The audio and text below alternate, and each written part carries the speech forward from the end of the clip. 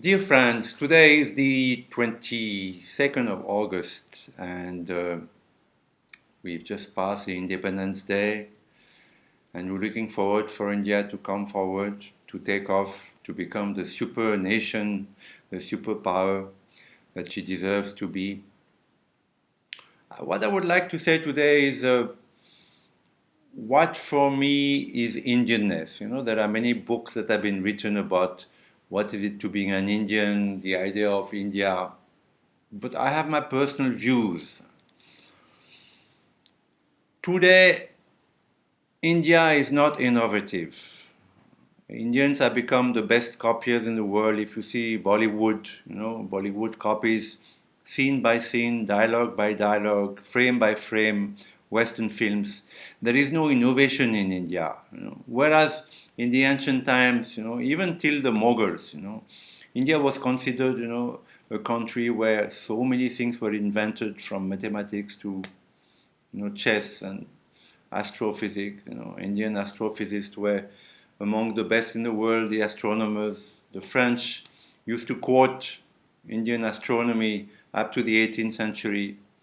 So India was a country of innovation. Today, because of colonization, because of the invasions, because of so much trouble that has come to India, India has lost that imagination, that power of innovation. Why? If you see your schools today, your universities, what you're doing is that you produce clones. You only teach them Western values, Western literature, Western mathematics, Western heroes. And as a result, your students, however brilliant they are just copiers. And they're good for export. Most of them, including, the children of the BGP and the RSS even, go abroad to universities and eventually settle there, have children. These children become totally American or British or Canadian, and they're lost to India and they're lost to themselves. Now, what is Indianness? The first quality of Indianness is to know about your own culture. Your own heroes like Shivaji Maharaj, Maharana Pratap were not considered great by your own, history books. Your own poets, Kalidasa is probably one of the greatest poets ever in the world, on par with Homer, on par with Shakespeare. Even today, translated from the Sanskrit to English, you can see the power of Kalidasa. But is Kalidasa taught in Indian schools? Not at all. Your philosophers, you have great, the Advaita philosophy, the Buddhist philosophy, were among the greatest in the world. Not only they're not taught in the West, but they're not even taught in India. You have contemporary philosophers like Sri Aurobindo, whose books, The Foundations of Indian Culture, The Life Divine, The Synthesis of Yoga, are among the greatest in philosophy. And yet, Sri Aurobindo is not part of the curriculum. So, you are bringing up children, you're not aware of their roots, not aware of their history, the good and the bad, because they're not aware also that the greatest Holocaust ever, in the history of humanity, that of the Hindus. From the Hindu Kush till Mumbai, 2011, it has been estimated that, the number of Hindus killed is at least 100 million. It's a huge, huge number, more than the Jews, more than the Armenians, more than anybody.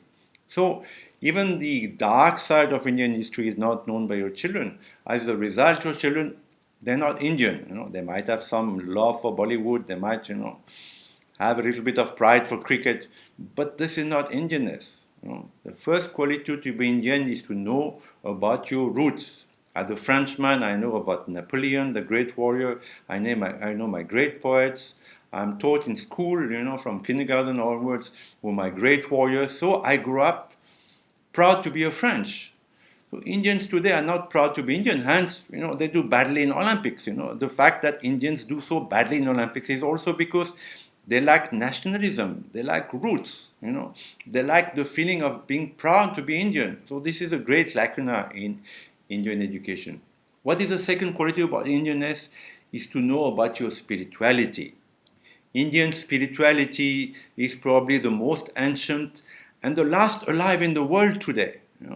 In India, people still know what is death, what is life, what is rebirth, what is karma, what is dharma, how the divine manifests himself or herself at different times under different names, which is the concept of the avatar, and this is why Hindus, are able to worship the Christ, Buddha, Mohammed, Krishna.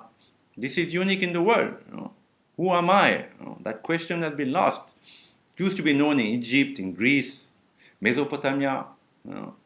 Today, people don't know anymore. They think there's only one life, and then you go to hell or heaven, or if you blow yourself up, you get 27 virgins, all, ignorance. So that knowledge is still alive and present in India, and there are tools to that knowledge. Pranayama, the science of the breath, to make yourself feel better, to get a better mind, to get a better body through certain exercises. This is a very valuable tool which should be taught in school. From kindergarten onwards, there are simple pranayama that children can learn. The Art of Living Foundation of Sri Sri Ravi Shankar has such courses for children, for adolescents, which give them a tool to be, better people later in life. Meditation, the art of meditation, which is very logical and very beautiful, observing your breath in the nostrils, repeating the name of your God in your heart, these are simple tools which should be incorporated into Indian education. Then you will produce Indians who are aware of their greatness, and who would be proud to be Indian and who would excel in business, in sports, in government. But today, the Nehruvian, what Nehru did is that he scrapped all this. And the Nehruvian legacy is a very heavy legacy to bear for India. And it'll take many, many more years to be rid of. But the effort has to start now. Be Indian. Be proud to be Indian, Do something for your country. This is a great country. It needs you, It needs your Indianness. Thank you and have a good day.